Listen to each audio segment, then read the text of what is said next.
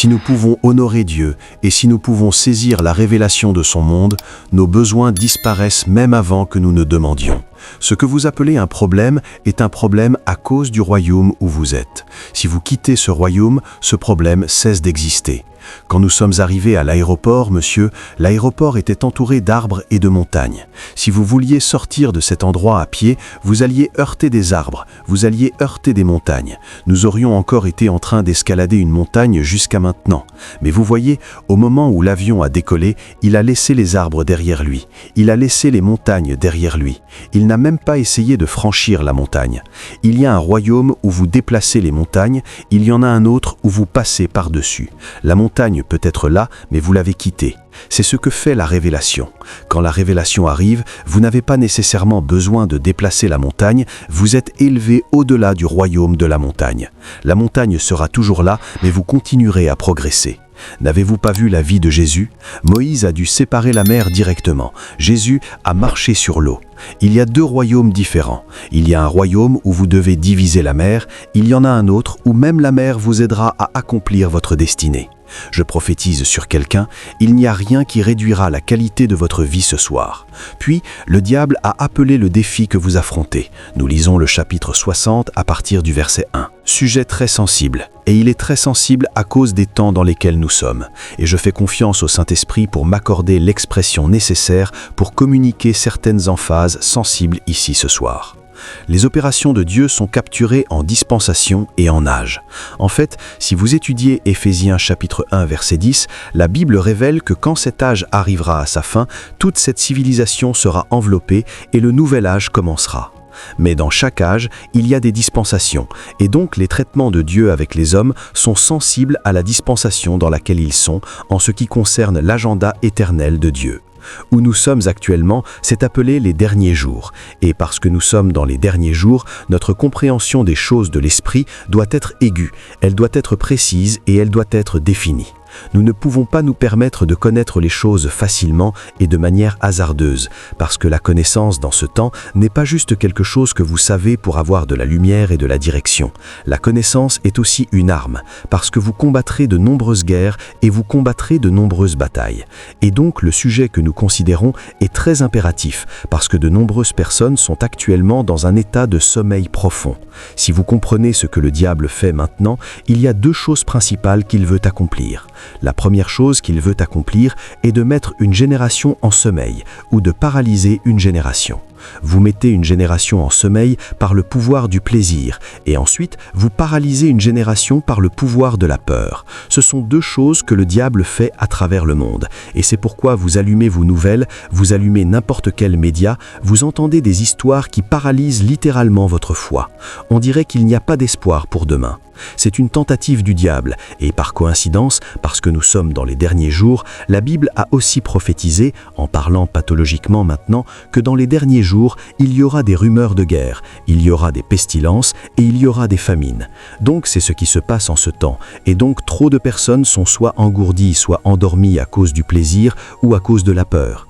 Et donc d'un côté, la foi des hommes est paralysée, d'un autre côté, la passion et l'amour que les hommes devraient avoir envers Dieu est très froid, et donc ils ne sont pas conscients de ce que Dieu fait.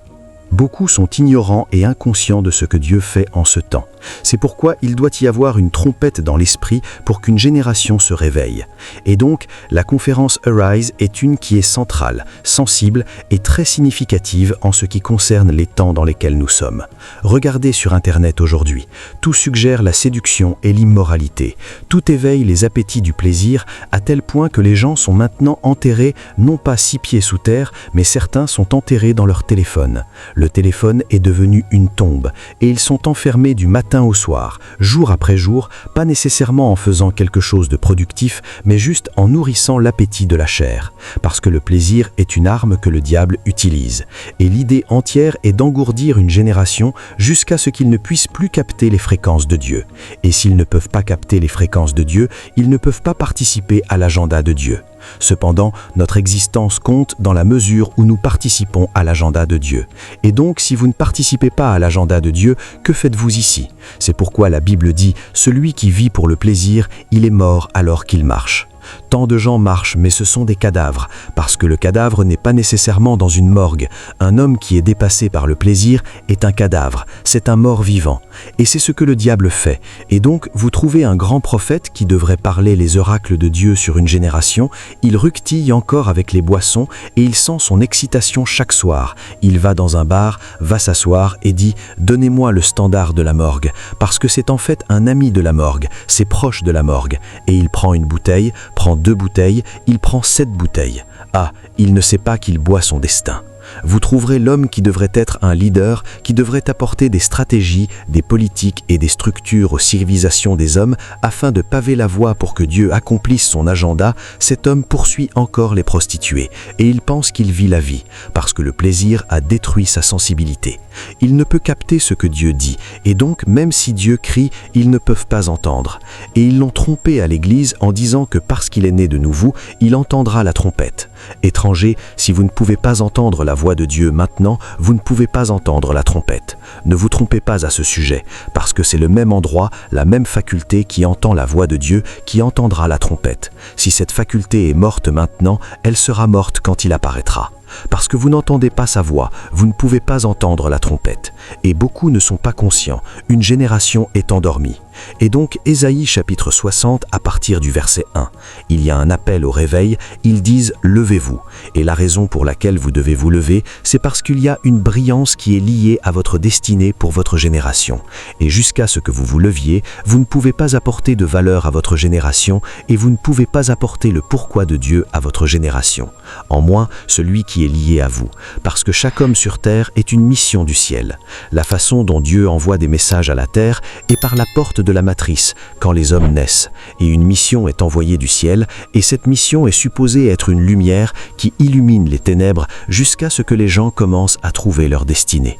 Mais vous voyez, il a dit que cela ne peut jamais arriver, peu importe la puissance de votre ordination, jusqu'à ce que vous vous leviez.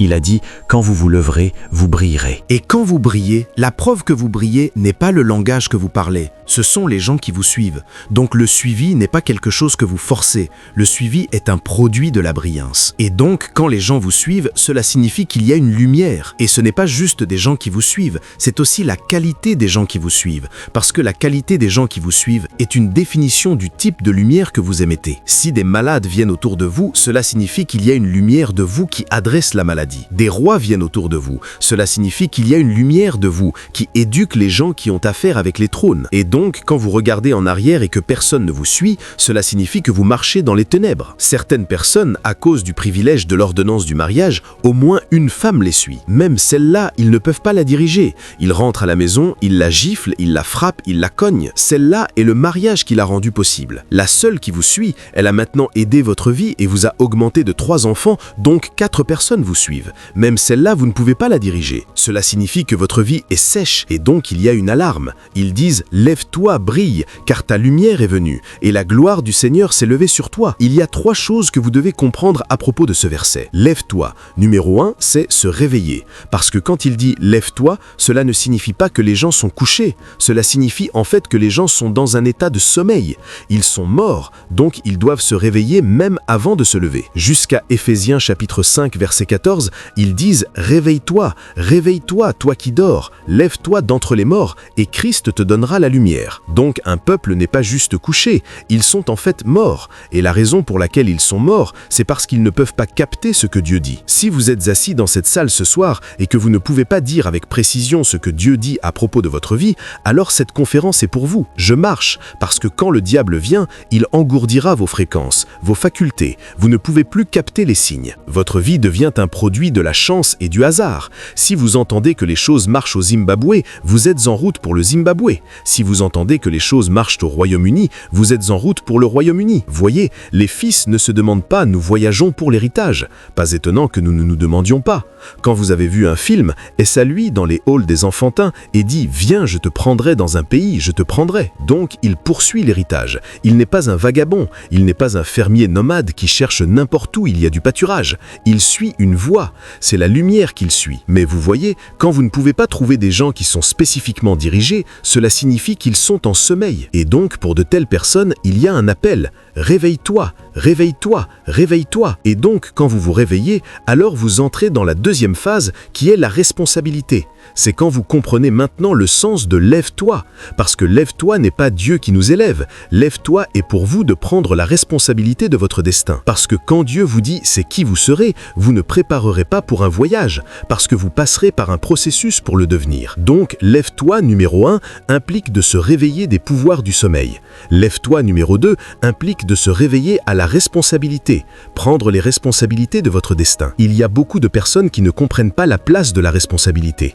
Ils attendent des prophéties de janvier à décembre. Les prophéties sont puissantes, mais il y a une part que vous devez jouer. Peu importe les prophéties que vous recevez, peu importe les huiles versées sur votre tête, si vous ne vous réveillez pas aux consécrations de votre destin, vous ne deviendrez jamais. Et donc, le deuxième sens de lève-toi dans ce verset est de venir à la responsabilité, afin que vous receviez tout ce que Dieu apporte dans la lumière qui est dirigée sur votre chemin. Et puis, parler de ce verset est pour vous de briller, c'est-à-dire mettre au travail ce que Dieu a mis en vous. Et donc, un homme qui se réveille entend ce que Dieu dit, comprend ce que Dieu lui a donné, il prend la responsabilité de le raffiner et de se perfectionner pour marcher dedans, et puis il commence à le mettre au travail. Si vous vous réveillez, prenez la responsabilité de raffiner ce que Dieu vous a donné et commencez à le mettre au travail dans la mesure où cela impacte l'humanité et glorifie Dieu, alors vous avez une raison. Si votre vie n'impacte pas l'humanité et n'apporte pas la gloire à Dieu, alors vous n'êtes pas levé comme un fils, jusqu'à ce que vous vous réveilliez du sommeil, que vous preniez la responsabilité du raffinement et que vous impactiez l'humanité et glorifiez Dieu. C'est le résumé de ce que cette conférence est, qu'il y a beaucoup de potentiels qui sont encore dormants.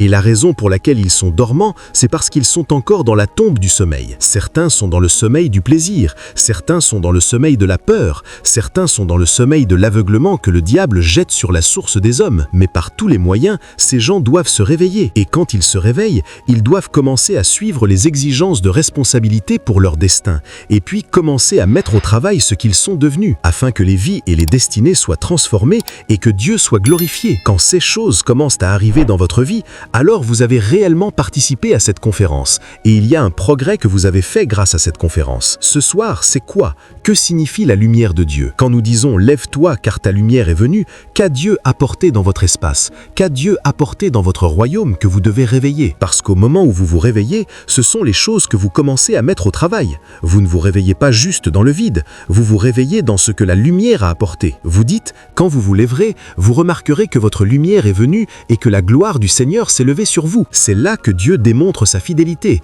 qu'il ne laisse aucun homme sans un témoin. Au moment où un homme se réveille, il y a quelque chose qu'il découvrira que Dieu lui a apporté. Et il y a des choses spéciales que Dieu donne à des personnes spécifiques, mais il y a aussi des choses génériques que Dieu donne à tout le monde. Et je vais lister certaines ici ce soir, et en utiliser une comme étude de cas pour argumenter mon sujet ce soir. Il y a des choses génériques que chacun d'entre nous ici qui a reçu Christ possède déjà, et si nous les traitons, interagissons avec elles et les exploitons, nous découvrirons que nos vies deviendront une merveille pour notre génération. Une à ces dimensions, non. Au moment où vous vous réveillerez, vous remarquerez que Christ plantera une vie dans votre esprit. Cette vie devient maintenant un capital qu'il met dans votre esprit pour commercer avec. Et puis, vous devenez tout ce que vous voulez être. Notre père ici, qui fait très bien dans les business, il n'a pas commencé avec ce qu'il a aujourd'hui. Il y avait un capital qui lui a été donné. Il est ici aujourd'hui parce qu'il a commercé avec ce capital. C'est ce qu'est la vie éternelle. Quand un homme se réveille et rencontre Jésus, Jésus met un capital dans son esprit, et ce capital s'appelle la vie éternelle. Et le but de la vie éternelle est de vous amener à la classe de Dieu, parce que chaque espèce a une vie, et le potentiel d'une espèce est lié à la qualité de vie que cette personne possède. Le babouin le plus intelligent est stupide quand il vient parmi des enfants de 5 ans. Le cheval le plus expérimenté est stupide quand il vient parmi des enfants de 7 ans. Parce que la vie place automatiquement dans une classe qui met la supériorité ou l'infériorité sur vous. Si vous trouvez un babouin qui peut s'habiller et se brosser, vous direz « c'est un babouin intelligent ». Si vous voyez un babouin laver des assiettes, vous vous émerveillerez de l'intelligence de ce babouin. Mais un enfant de 2 ans peut se brosser. Un enfant de 2 ans peut laver des assiettes. Quelle est la différence? La différence n'est pas l'expérience, c'est la qualité de vie, c'est la classe de vie. Et donc, quand Dieu nous a donné sa vie, ce que Dieu a fait était de nous amener à son royaume. Donc nous ne fonctionnons pas juste comme des humains, mais nous fonctionnons comme une espèce qui opère du royaume de Dieu. C'est pourquoi Jésus a dit dans Jean 14, verset 12, « Les œuvres que je fais, vous les ferez aussi ». Si vous n'êtes pas dans la classe de Dieu, cela aurait été un piège, parce que ce que Jésus faisait n'était pas ce que les hommes normaux pouvaient faire. C'était quelque chose qu'il faisait parce qu'il était divin. Il a dit « Les œuvres que je fais, vous les ferez aussi, et des œuvres plus grandes que celles-ci, parce qu'il vous a amené à sa propre classe. » Et donc, quand vous trouvez un homme imposer les mains sur les malades et les malades guérir, vous n'êtes pas surpris. Plutôt, vous donnez gloire à Dieu, parce que vous savez qu'il y a quelque chose de divin qui est venu dans cet homme. C'est sur la force de cette capacité divine que la guérison a lieu. La deuxième chose que Dieu a mise en nous, qui nous donne la capacité de marcher comme lui, qui est aussi ce à quoi nous nous réveillons quand nous nous levons, c'est une onction. Au moment où vous recevez le Saint-Esprit, il y avait une capacité de Dieu qui est venue sur vous. Tout comme la vie éternelle est une tentative de vous amener dans la classe de Dieu, une onction est une capacité de Dieu qui vous donne le pouvoir de témoigner pour lui. Donc, tout ce que Dieu vous donne a un but.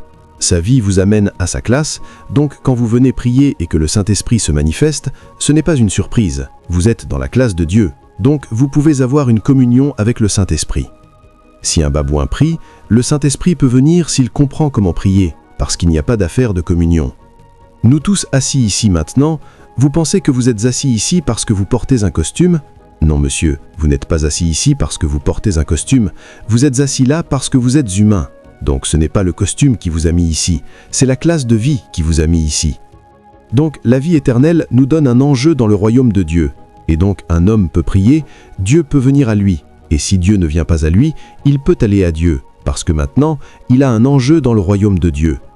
C'est pourquoi la prière est sur Dieu descendant ou sur vous ascendant. D'une façon ou d'une autre, un mouvement doit se produire. Quand vous priez, soit Dieu descend, soit vous montez. Si Dieu ne vient pas, vous allez. Ce n'est pas possible pour aucune autre espèce sauf ceux d'entre nous qui ont sa vie. Nous opérons maintenant dans sa classe. La raison pour laquelle vous pouvez faire des demandes du royaume de Dieu, c'est parce que vous avez un enjeu là-bas. Et dans la bienveillance de Dieu, il a décidé de vous donner sa vie, afin que vous puissiez participer à cette économie.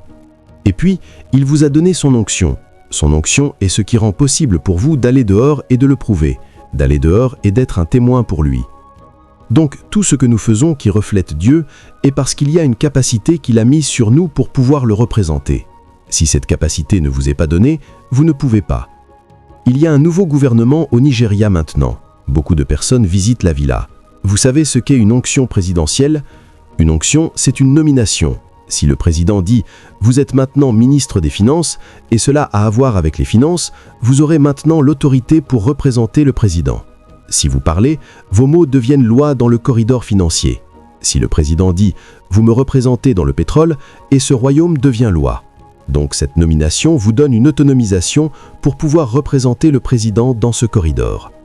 Donc quand Dieu nous a donné l'onction, ce n'est pas de l'huile. L'onction est une capacité pour représenter Dieu sur terre. Donc partout où les gens cherchent Dieu sur terre, vous ne pointez pas vers le ciel, vous dites « Regardez ici ». Vous voyez, beaucoup n'ont pas réveillé à cette réalité, donc ils sont encore religieux. Quand vous parlez de Dieu, il vous parle d'histoire. Une génération ne cherche pas l'histoire, il cherche des hommes qui portent Dieu. Jean parlait dans Jean 1, chapitre 1, verset 1, il a dit « Ce qui était dès le commencement, ce que nous avons entendu, ce que nous avons contemplé et ce que nos mains ont touché, il a dit « C'est ce que nous vous avons apporté ». Donc maintenant, nous ne vous parlons pas du Dieu d'Abraham, nous ne vous parlons pas du Dieu d'Isaac. Oui, il y avait un Dieu comme ça, et il y a encore un Dieu comme ça. Mais nous vous disons que ce Dieu d'Abraham dont vous avez entendu parler, nous sommes venus avec lui. Ce Christ qui est le même hier, aujourd'hui et éternellement, il est encore vivant. Nous ne vous parlons pas du Dieu qui a guéri dans le réveil d'Azusa. Nous ne vous parlons pas du Dieu qui a séparé la mer Rouge. Nous ne vous parlons pas du Dieu qui a guéri 10 000 personnes hier. Nous disons, même maintenant, il guérit encore, parce que nous sommes venus avec lui. La raison pour laquelle vous pouvez représenter Dieu, c'est parce qu'il y a une capacité sur votre vie. Et ce n'est pas juste pour l'Église. Quand vous allez dans le monde des affaires, vous n'allez pas dans le monde des affaires comme une personne normale. Vous allez dans le monde des affaires comme un envoyé du royaume. Vous allez dans le monde des affaires comme un ambassadeur d'un royaume. Et donc, quand les autres échouent, vous priez pour eux, parce que celui que vous représentez ne peut pas échouer. Donc pour vous maintenant, l'échec n'est pas un point de prière. L'échec n'existe pas dans le royaume d'où vous venez. Pour vous maintenant, la victoire, le succès est naturel pour vous. Et donc, quand vous venez à un endroit et qu'ils disent que 2 personnes réussiront, vous savez déjà une. Je suis en train d'essayer de vous peindre un tableau afin que vous sachiez ce que signifie se lever, afin que vous ne pensiez pas que c'est juste un autre cliché religieux que nous essayons de définir, parce que nous avons une conférence. Je suis en train de vous dire que quand vous vous levez, si vous allez dans votre monde, tout ce que Dieu aurait fait s'il était dans un corps, c'est ce que vous faites. Et donc, la raison pour laquelle vous réussissez, c'est parce qu'il y a une capacité en vous. La raison pour laquelle vous gagnez, c'est parce qu'il y a une capacité en vous. La raison pour laquelle vous dominez, c'est parce qu'il y a une capacité en vous. Donc, quand vous apparaissez, Dieu apparaît. Quand vous apparaissez, Dieu apparaît. Et au moment où Dieu apparaît, Dieu commence à fonctionner dans son ordre. Et donc votre opération ne cesse d'être définie selon votre lignée blanc-signe. Votre arrière-grand-père peut être un échec. Votre père peut être un échec. Mais vous venez maintenant d'une autre lignée. Vous venez avec une autre capacité. Et donc, vous ne dites pas « Oh, c'est ce qui est arrivé à mon grand-père, c'est ce qui est arrivé à mon arrière-grand-père, c'est ce qui est arrivé à mon père, donc je ne suis pas surpris que cela m'arrive. » Non, pas moi. Je ne sais pas l'onction que mon père portait, je ne sais pas l'onction que mon grand-père portait, mais quand j'apparais, je viens avec la puissance du Saint-Esprit. Et je ne suis pas venu représenter mon grand-père, je suis venu représenter le Dieu du ciel. Et donc, seuls les résultats qui peuvent définir Dieu peuvent m'être attachés. Vous voyez pourquoi la médiocrité mourra? Parce qu'ici, en Afrique particulièrement, les gens pensent que l'humilité est l'humidité. Ils n'ont pas découvert eux-mêmes en Dieu, donc ils permettent à leurs expériences et à leurs déficiences de les définir et ils pensent qu'ils sont humbles. Non, ce n'est pas de l'humilité. Même les gens dans la fenêtre font mieux. J'ai regardé la scène récemment et j'ai vu des jeunes musiciens qui font juste des sons qui n'ont pas de sens, des sons qui ne transforment pas, juste crier et faire des sons absurdes. Vous entendez qu'ils sont au Stade de France, Pat Out, ils sont au Stade d'Angleterre, Battle, ils sont au Stade d'Amsterdam. Et vous qui portez la vie éternelle, vous dites « Dieu nous aide, nous rassemblons encore 25 personnes ici, nous savons que Dieu est bon ». Il n'y a pas de gloire dans votre petitesse. Je ne dis pas de sous-estimer les jours de petits commencements, mais je dis ne vous définissez pas par vos limitations humaines, définissez-vous par ce que Dieu dit que vous êtes. Vous avez une capacité qui est divine, et donc vos résultats doivent être proportionnels au standard divin et à la propension divine. Si Jésus venait à Wari, Wari ne fermerait pas. Si vous représentez Jésus, pourquoi la ville n'a-t-elle pas encore fermé? Cela signifie que vous ne savez pas ce que vous portez. Quand une génération se lève, la ville s'évaporera. La Bible dit que Philippe est allé à Samarie. Il crie là, ce n'est pas une partie de la ville qui a tremblé, ce n'est pas une partie de la ville qui a tremblé. Il dit que toute la ville était pleine de joie, parce qu'un homme qui connaissait la capacité qu'il portait est venu en ville. Il y a une capacité que nous portons. La troisième capacité que Dieu nous a donnée est sa foi, c'est la foi. Écoutez, ô cher Seigneur, il y a beaucoup de choses à dire, peut-être que je m'attarde un peu sur la foi et que j'essaye de faire passer mon point. Vous voyez, quand vous commencez à étudier le sujet de la foi, vous allez découvrir 2 choses. Numéro 1, les opérations de la foi, et numéro 2, les dimensions de la foi que vous devez manifester dans les derniers jours. Et c'est là que je veux vraiment me concentrer sur ce point et cette emphase. Il y a 2 opérations principales de la foi dans la Bible. La première opération de la foi est l'opération qu'Abraham a pionnier. La deuxième opération de la foi est l'opération que Christ a apportée. Si vous regardez Romains chapitre 4 à partir du verset 1, Paul a commencé à nous enseigner et Paul est un sage maître bâtisseur, il est comme un archéologue spirituel, il explore les profondeurs de l'esprit et il fait sortir des choses qui n'ont jamais été connues par l'aide du Saint-Esprit. Et donc, Paul a commencé à partager avec nous, et voici ce que Paul a dit.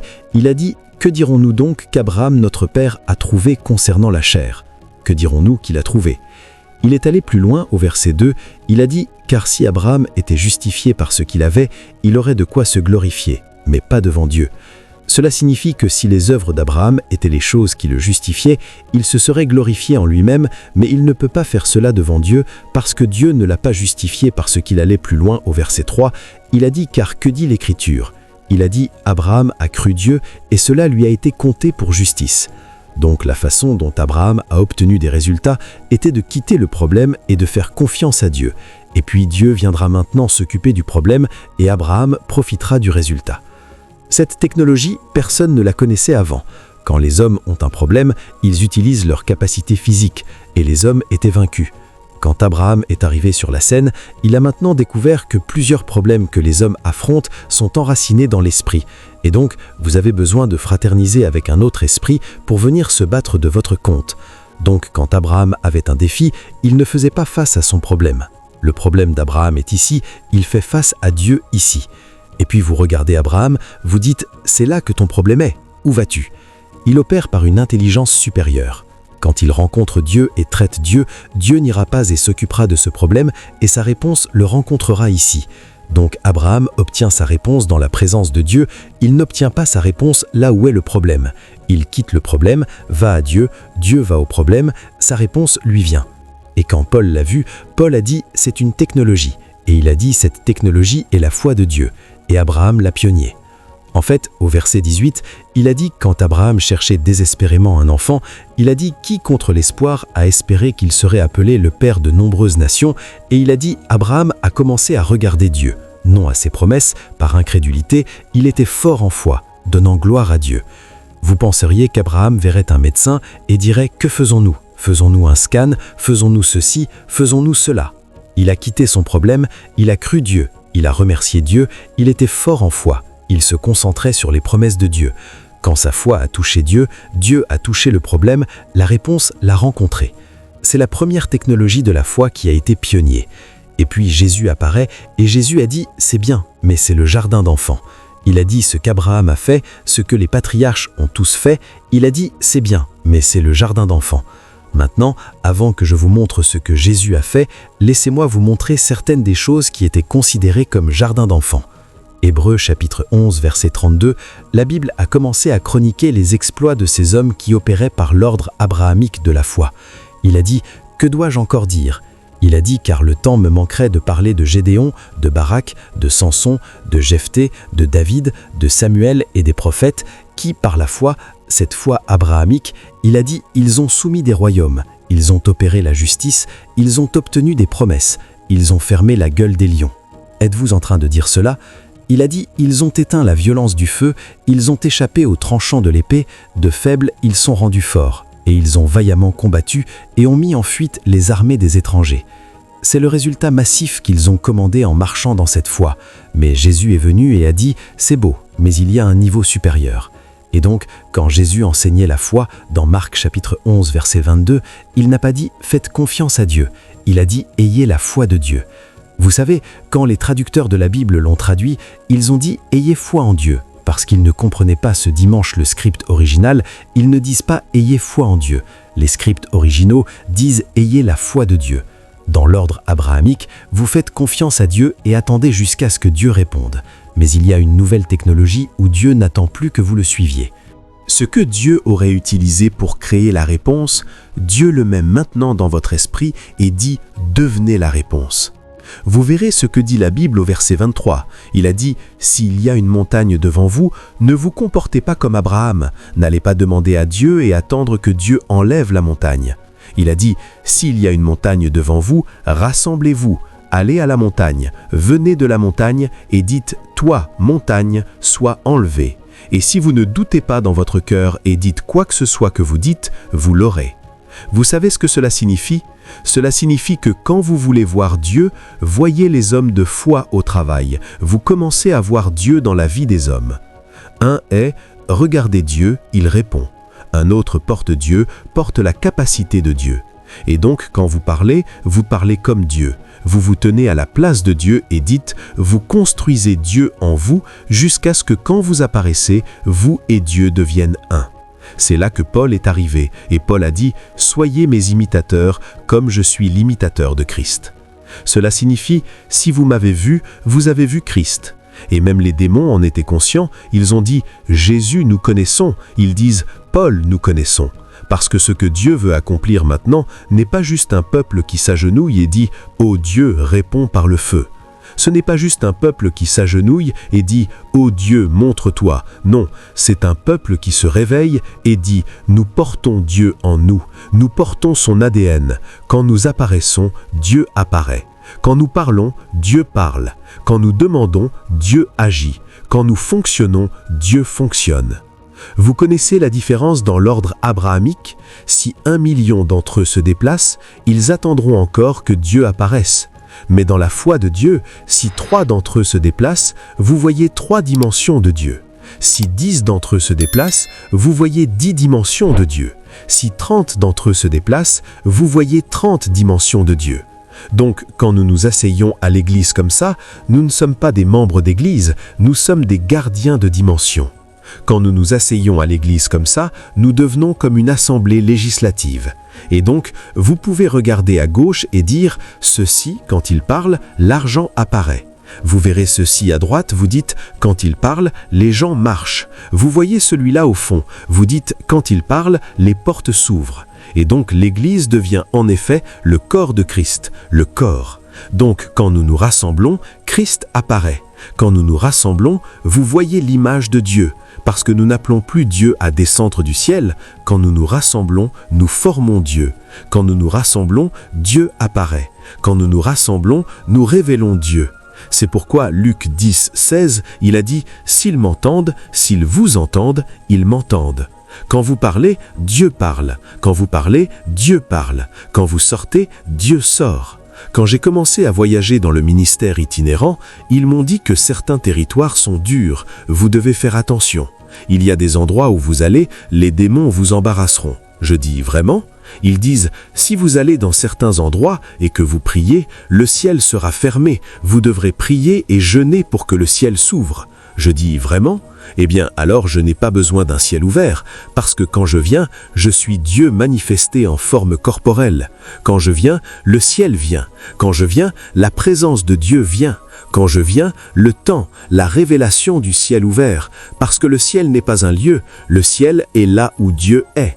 Et si Dieu habite ici, quand j'apparais, une dimension de ciel apparaît. Donc je ne cherche pas que le ciel s'ouvre, quand je viens, j'ouvre les cieux. Oh, je marche sur cet endormi, et il a dit, ce que Christ te donnera la lumière. Votre manifestation est à la merci de la lumière que vous portez. Ils nous ont raconté des histoires de Benson Idahosa. Il vient pour une croisade, il dit à Benny Hinn, va et prie pour la mer. Et puis lui dit, j'attends l'onction. Et c'est beau, croyez-moi, nous ne dépasserons jamais la dépendance à Dieu. Ne vous trompez pas à ce sujet.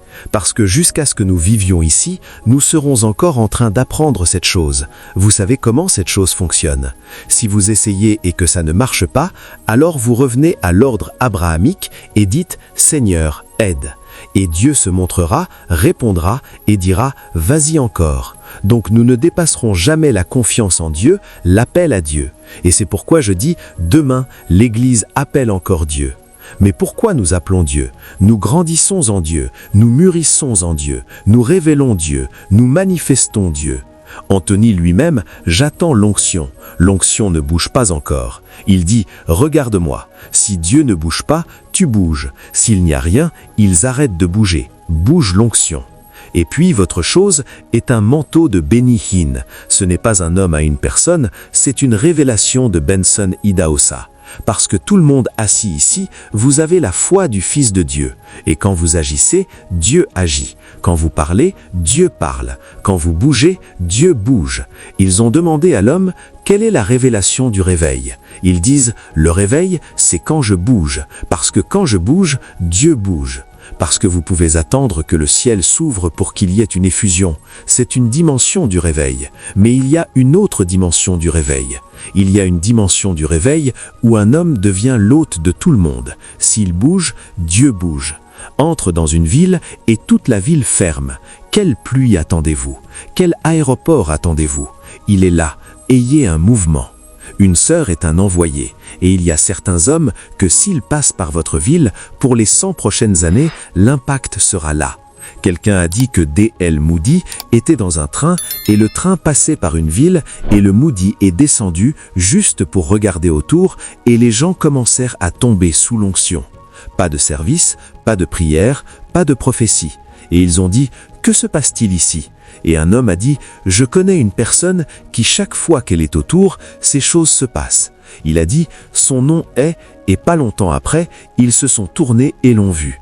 S'il passe ici, le Saint-Esprit commence à bouger, parce qu'il l'a importé tellement.